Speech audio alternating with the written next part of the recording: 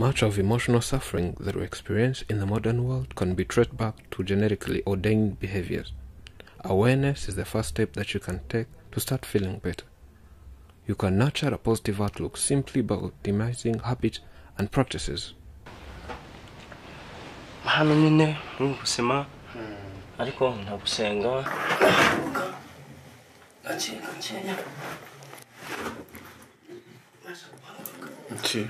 No matter who you are, pain is part of life that you will encounter at some point or another. We all struggle through hard times at different moments in our lives. Dealing with misfortune is inevitable. The best thing that you can do ever to create a happy, fulfilled, meaningful and successful life is to set yourself up with many resources as possible to help you stay motivated in tough times. Your ability to deal with pain is going to play a big role in your life, so it's best to build up as many resources for overcoming tragedy as possible.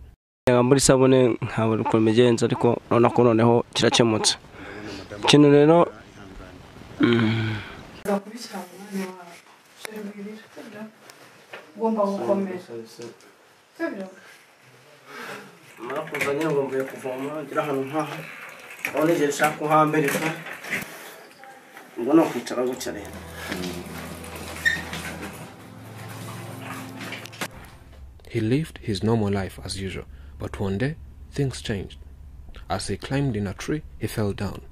Oh, he broke both the back and all his 2 legs. The worst thing was that he's an orphan. No parents, no friends, no besties.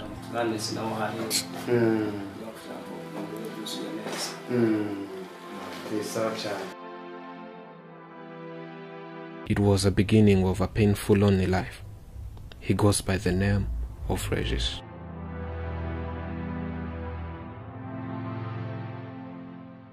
He had no one to take care of him. From there, he became lame. He can't manage to do everything. He was always having a dream of getting married.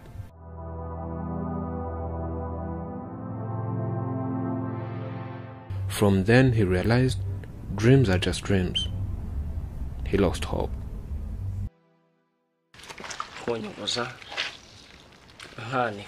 Does everything by himself, and as someone who is lame, it's very difficult for him, you can see, whether washing his clothes, cooking, and even fetching water.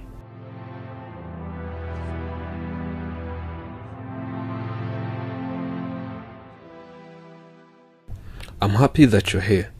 Most of the times, I'm lonely. I have to do everything by myself. I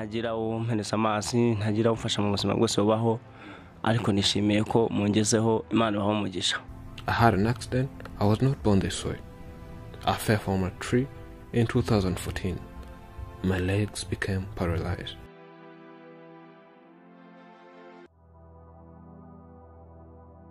I went to the hospital. They gave me first aid, then transferred me to another hospital. But I could not afford the medical bill due to lack of enough money. So I was not given treatment. As you see, I'm an orphan. No parent, no sibling, no bestie.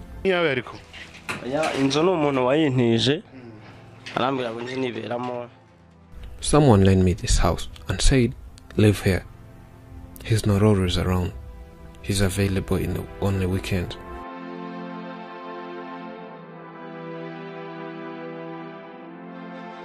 So I said I should get a wife so that she'll help me every time. I met that girl from the hospital.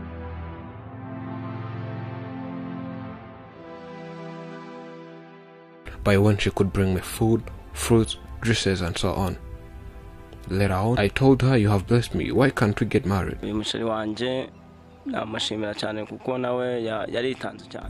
Since knowing her, we met at the hospital and she always cared for me enough. For whether eating and everything.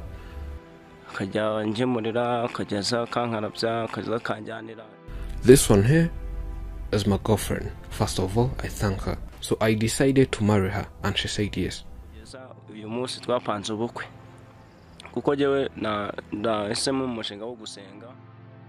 And we have a dream of having a wedding. We don't know how it will be. We just have that dream, but we hope we'll make it.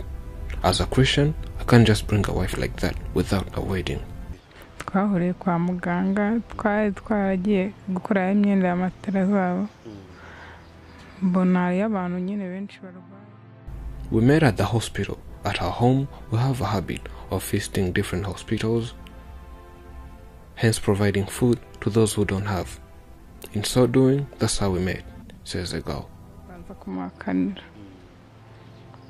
Ako nyuma naje kubyemera. He proposed me at first and I said no. And boom, we're now planning our wedding soon.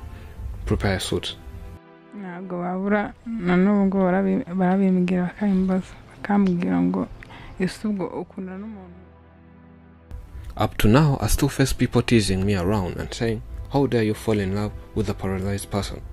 What will you achieve? Someone who can't even stand. But I went against all odds. Love first. The best and most beautiful thing in this world cannot be seen or even heard, but must be felt with the heart. Life without love is like a tree without blossoms or fruit. The best thing to hold onto life is to love each other.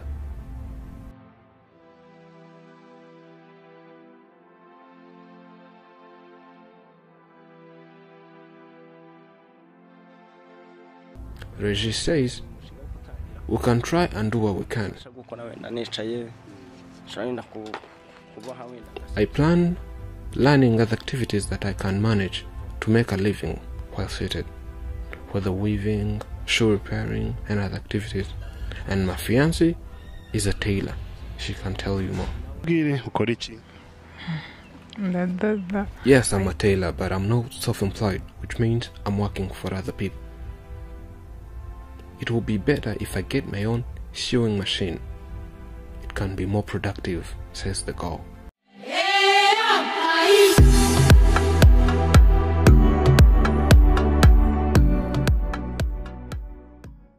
After making advocacy in just a period of 1 month, there came volunteers. They also want to lend a hand. They wished visiting the injured guy and offer some help. So off we go.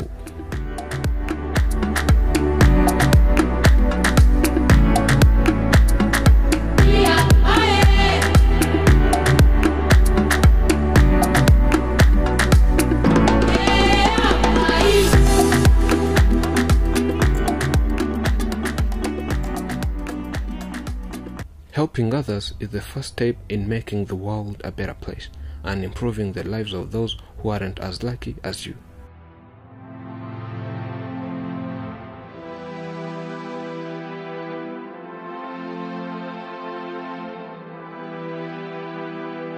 It might be assisting your friends and family while expecting nothing in return, or extending help to a complete stranger on the other side of the world.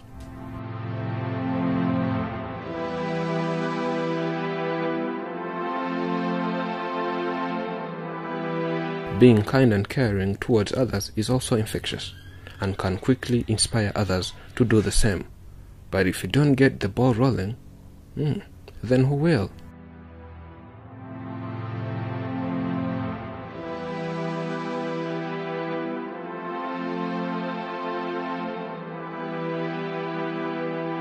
We are like a family. We felt sympathy. We usually help within ourselves. We plan doing charity events and spread love to others. We thought of helping Regis as he's experiencing a difficult life.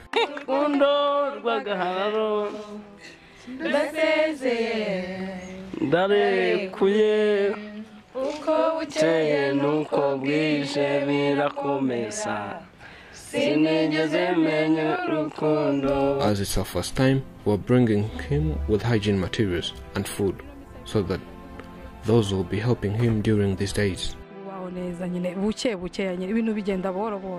Slowly by slowly, we'll keep being close to him. As we heard, his fiancée is a tailor. We plan buying him a new sewing machine, says the matron.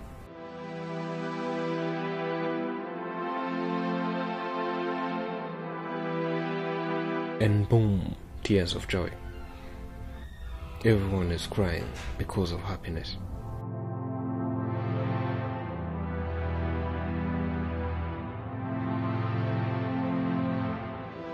I would like to thank Afrimax, for they're the ones who discovered me. It has been almost 5 years without a visitor. Today, Team Habib visited. I'm thankful that this team remembered that there is even cooking, so they brought food, soaps, and other hygiene materials. I can't hug you all, but may the peace of the Lord be with you all.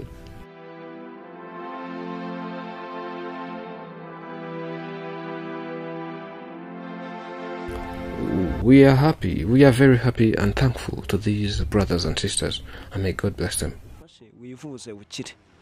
numva ndanezerewe cyane ndangije ngombwa ko mfata transfer njya kuri Faisal ngira mvugana na dogiteri. A person from US said, let's help you to get medicine first. So he gave me money and I went to the hospital, talked to the doctor, he scanned me and gave me an appointment. They'll operate me so that I'll again walk upright. So words can't explain how happy I am.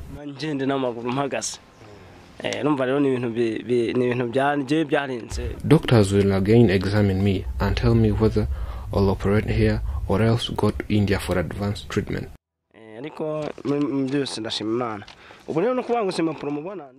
And people from different places have kept sending money ever since you visited.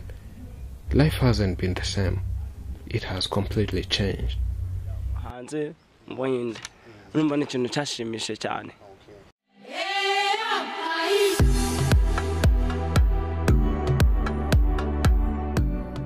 Dreams come true without any intervention or post-dream action that could have been controlled by the dreamer or anyone who knew the content of the dream.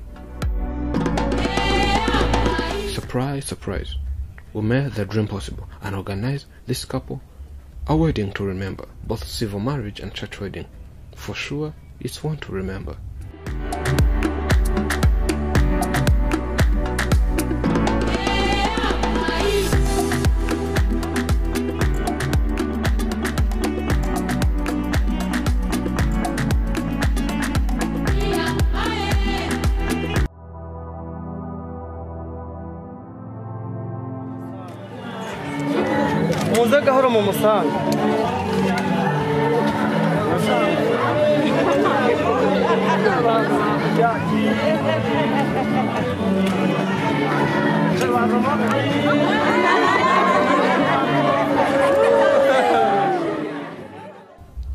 Love recognizes no barriers. It jumps hurdles, leaps fences, penetrates walls to arrive to its final destination.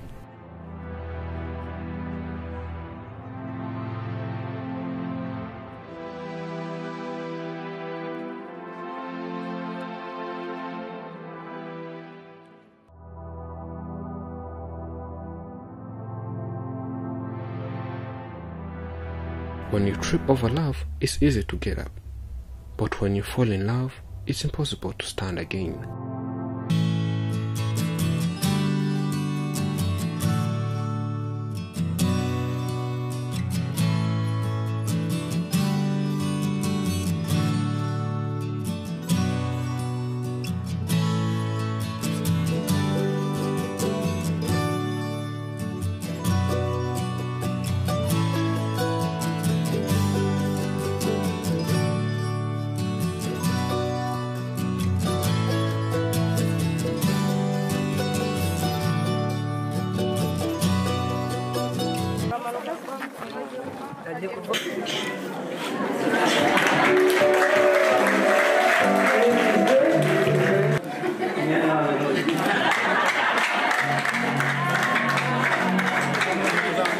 Best wishes on this wonderful journey as you build your new life together.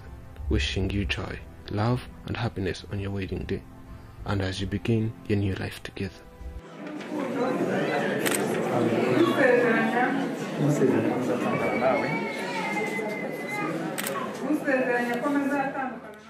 We move from grace to grace, from primordial, from which we spring up towards the immortal reality.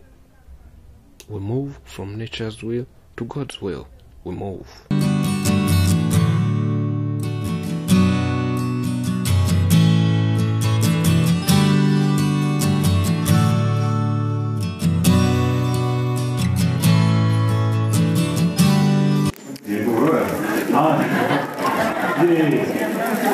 ibyacu birihuta abakiresi cyane nuko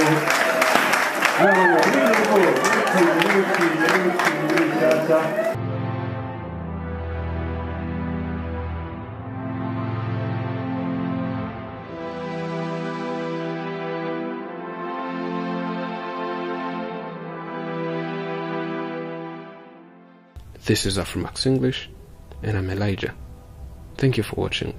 Remember to subscribe.